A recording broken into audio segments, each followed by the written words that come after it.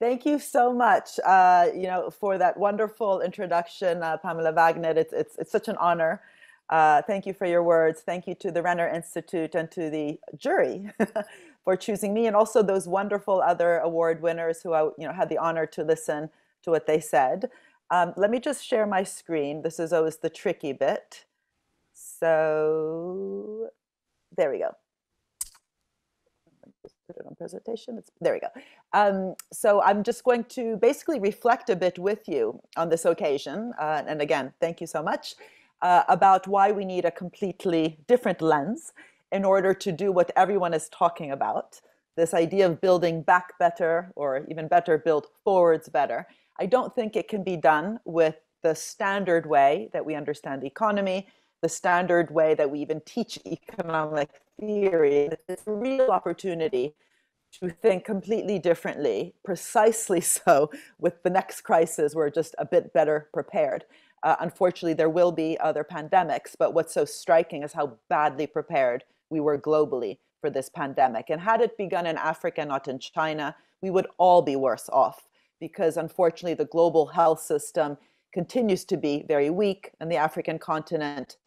And we've seen now that that kind of inequality that has created, so many different types of factors that increase inequality then comes back to bite us. And actually now this new variant, the Omicron variant, it was predictable, right? I mean, when you have 80% of the doses being hoarded by 10% of the countries, so that in the African continent, we have many places where at best 3 to 6% of the people have been vaccinated. Of course, the virus will continue to mutate. But the question is why? Why do we continue to think it's okay to patch up the system? And if we look at all the different ways that we were found to be unprepared, very much building on Pamela's words about the fact that so many health systems were not just weak, but we called the healthcare workers essential without actually valuing them. We don't even have really an accounting system within economics that knows how to properly value care. And in my book called The Value of Everything, I looked at all the confusion that arises when we confuse prices with value. If you marry your babysitter, GDP goes down. I'll let you figure that one out on this evening. When we pollute, GDP goes up because you actually have to pay someone to clean it. So there's a huge value problem that goes, extremely deep. And we have feminist economists and environmental economists that have been talking about this for a very long time. But it's just so striking how it actually took a crisis like this to make us really rethink very much our lives. But the problem is, if we don't then change what we're doing and how we're doing it and how we view the system, it's a wasted opportunity. We have a very big digital divide, which means that during the lockdown, the first, the second, perhaps the third, inequality only rose because many students did not access their human right to education. And we continue to have, many public administrations that are very much, on the back of cuts that they have faced, but also the kind of outsourcing to consulting companies that have faced. They just don't even have the capabilities right now in many ways to govern such a complex process. And of course, this health pandemic is on the back of, all sorts of other crises, the financial crisis that we had back in 2007, 2008, but also what we've been discussing at COP26 and students are writing about with Fridays for the Future, which is climate change. And here too, we are so unprepared, even with the COVID-19 recovery funding. A lot of the subsidies that we give to industry continue to go to very problematic parts of the economy. And we are not moving at pace. We are not doing what Greta Thunberg said when she said, when your house is on fire, you don't sit there and debate, should I stay, should I go? You get out quickly. And we're simply not getting out of this crisis quickly. And we continue to think we can just patch up different bits here and there. And part of the patching up problem, just putting bandages on the system, comes in fact from the way that also economic theory has framed the role of the state, the role of policy. At worst, get out of the way. But, I'm not talking about the Reaganite period. I'm talking at best, we talk about the need for governments to put bandages in the system when the market fails. So market failures require governments to come in and maybe, introduce a carbon tax to take care of negative externalities, fund basic research and development, to deal with the positive externalities and public goods. And it's not that these market failures don't exist. It's simply that how can we actually transform a system if all we keep doing is putting bandages, filling gaps, and if the language itself is so boring? I'm always struck by the words that we tend to use for government, enabling who?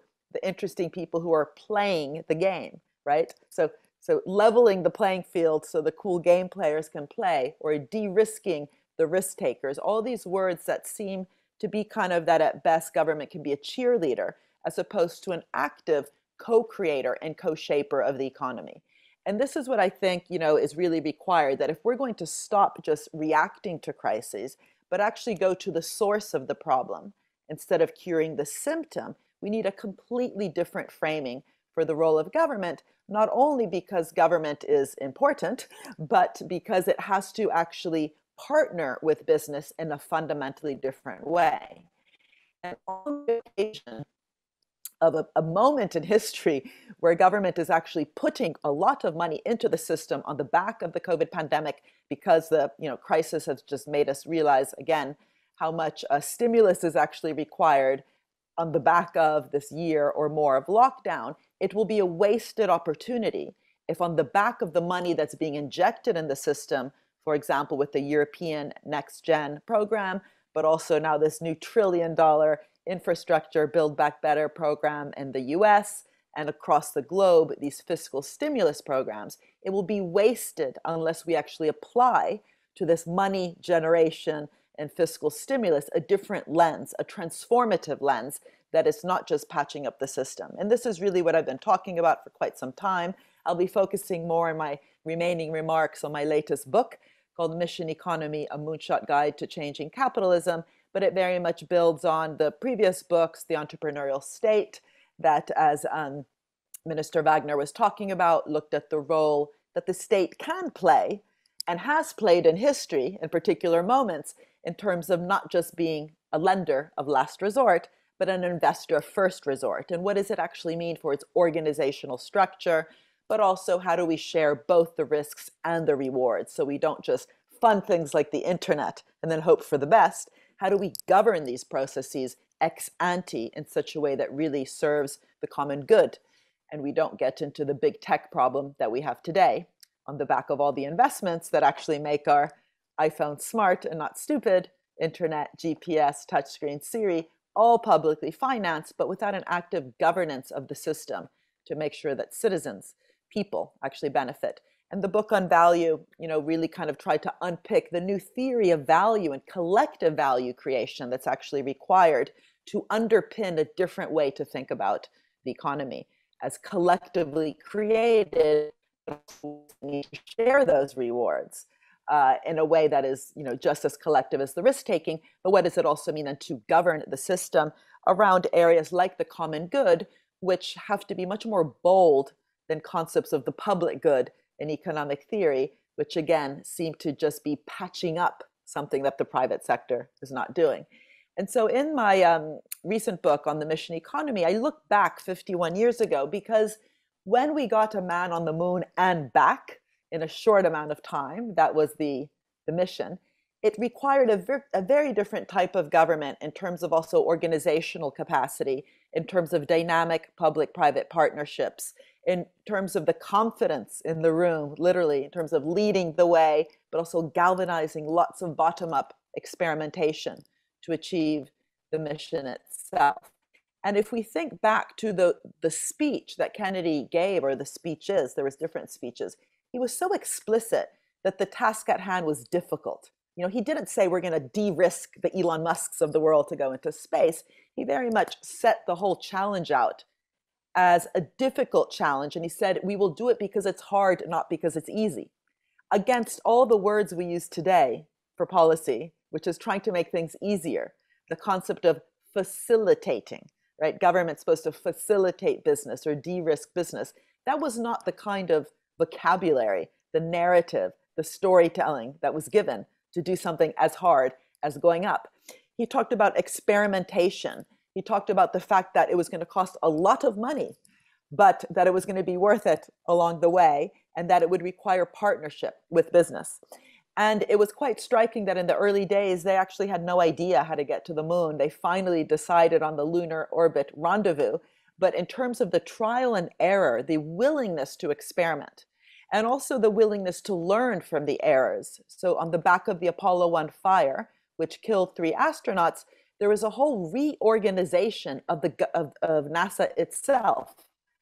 One of the astronauts who died yelled, "How the hell are we going to get to the moon if we can't even talk between 2 or 3 buildings?" And think of all the, because he couldn't hear what was being said to him. Think of all the complaints we often hear about governments working in their own silos, all the different departments. Well, there's nothing in the DNA of government that means it has to be siloed, it has to be inertial, it has to be inflexible. It depends how we organize government. We can have creative bureaucracies. And this is something that NASA learned early on. They changed the whole bureaucratic structure with project managers, each with their teams, but in constant communication, horizontal, not vertical communication between them, in order to provide that agility and flexibility that was needed to go to the moon. And so many things happened along the way that were also serendipitous. So the problem, which was huge, was getting to the moon and back, but many homework problems had to be solved. And this happened alongside, public-private partnerships that were very well structured around outcomes, the focus on actually solving the different problems. And that's why we have camera phones today, athletic shoes, home insulation. The whole software industry can actually be seen as an outcome of, some of the key problems they had. And this is, of course, true with climate change today. All the different problems that actually have to be solved, but it's very hard to actually frame that in such a way unless we're very clear that we're going to fight climate change because it's hard, not because it's easy, and actually really formulating concrete missions and challenges that along the way need to be solved through all sorts of different problems through public-private partnerships.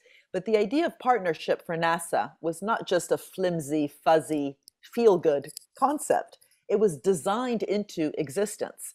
And they were aware that unless they actually designed the procurement contracts or alongside other instruments, grants and loans to foster, solutions to particular problems, then it was just going to lead to kind of chaos.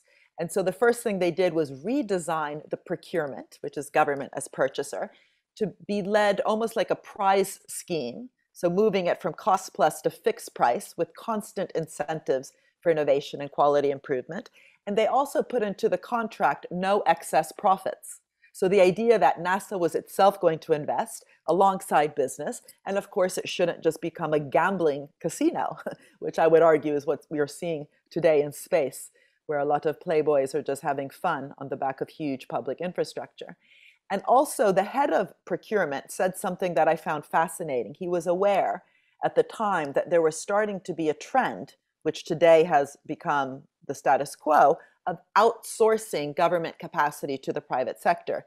Today we see this being done with, McKinsey, PricewaterhouseCoopers, Deloitte. He said, we cannot outsource our brain. And if we do so, NASA won't know how to collaborate with the private sector. It will get captured, he said, by brochuremanship, like today, ruling by PowerPoint. And so that need to partner with the private sector required the public sector itself to be smart, dynamic, agile, and investing within its own brain. So what I think is really important in this lesson is that today there's so much talk about, climate change, sustainability, and the sustainable development goals, which many companies also talk about. But we're not walking the talk because we haven't actually applied this kind of ambitious, bold, mission-oriented, moonshot thinking to the social problems that we have. We do so with wars, where we want to win the war. So, of course, government doesn't just throw money in and hope for the best.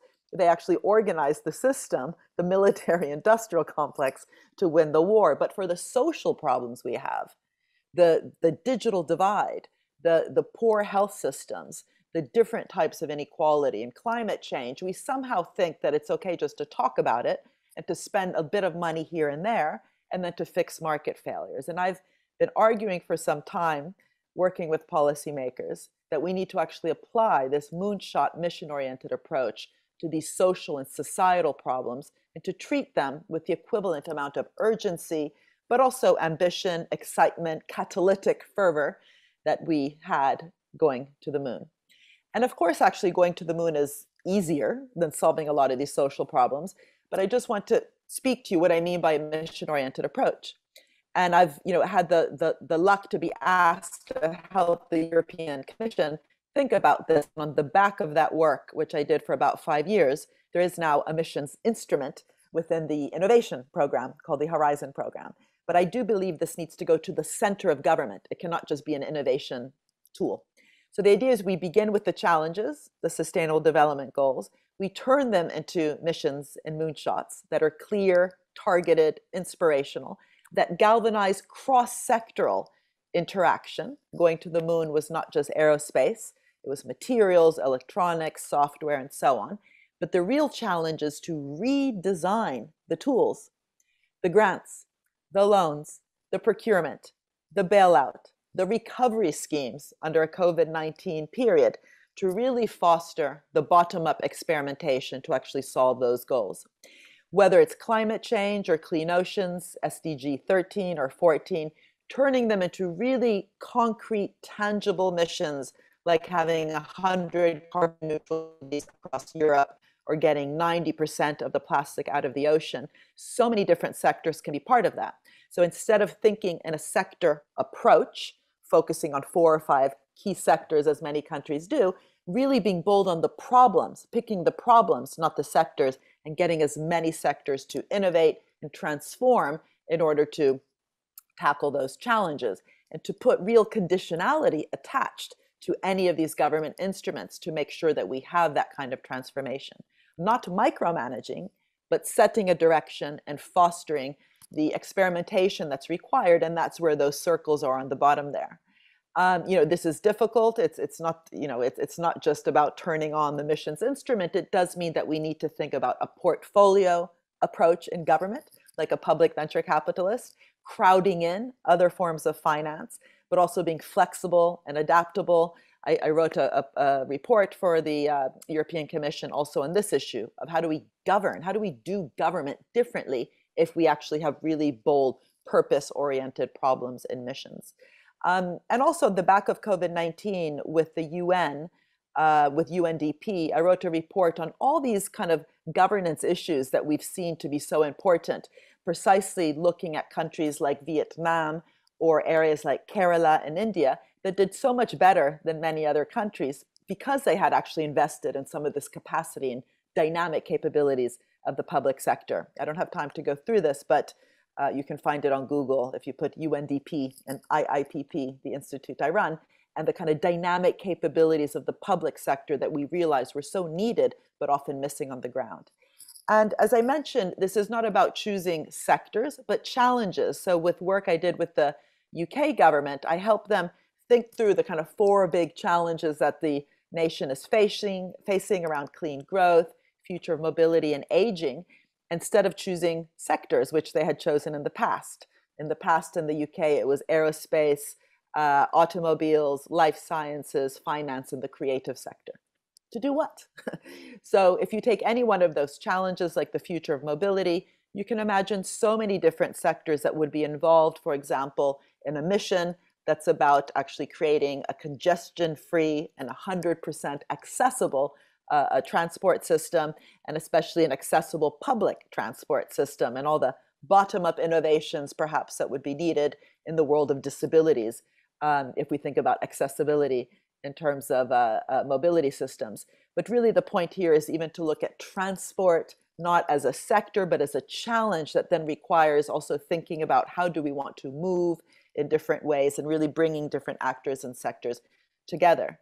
And there's instruments, of course, in Europe, like the European Investment Bank. Well, what does it mean if it becomes the public bank for the missions, a climate bank, a mission-oriented bank? What does it mean to be providing not just money to firms because they're small, like SME financing, but actually not picking winners, but picking the willing, providing the patient, long-term finance to those organizations that are willing to work with Europe around its 5 mission areas that have been chosen: soil, health, and food, climate neutral and smart cities, healthy oceans, and so on. It really requires a different portfolio setting and even view of the bank, not as a lender of last resort, but as an investor first resort.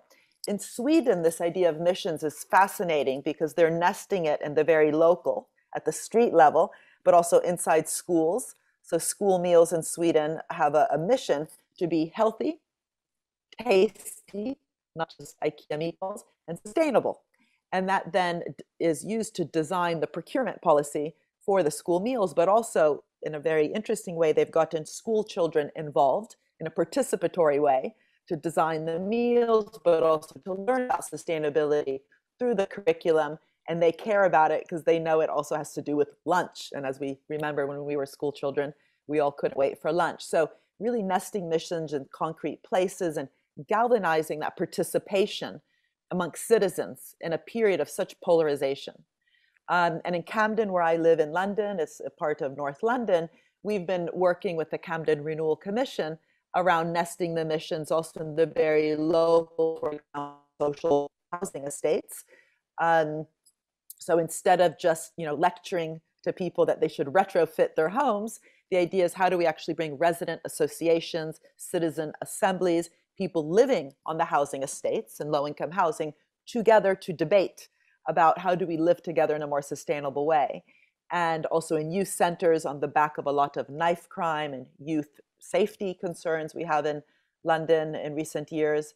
How do we make youth centers kind of the coolest places to be, the best that the 21st century has to offer, but very much places where these issues around safety are debated with very, again, concrete goals that can be fostered through citizen engagement, but also cross-sectoral investment.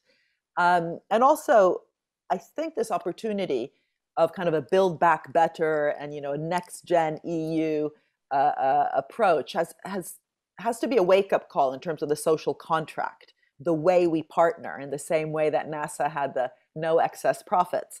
And here I think there's lots to learn from some countries, including Austria, Denmark, Scotland, and France. This is the French finance minister, where we have put some conditions attached to the bailouts and the recovery funds. In some countries like the UK, we just bailed out EasyJet, an airline, no conditions attached. Here you have the French finance minister who insisted that the bailout for Renault, the car manufacturer, and Air France were conditional on those companies committing to lowering their carbon emissions in the next 5 years. In Austria and Denmark, the conditions also around not avoiding tax. That's not rocket science, but if you receive such a huge government bailout, then what are the conditions in terms of paying the fair share of tax?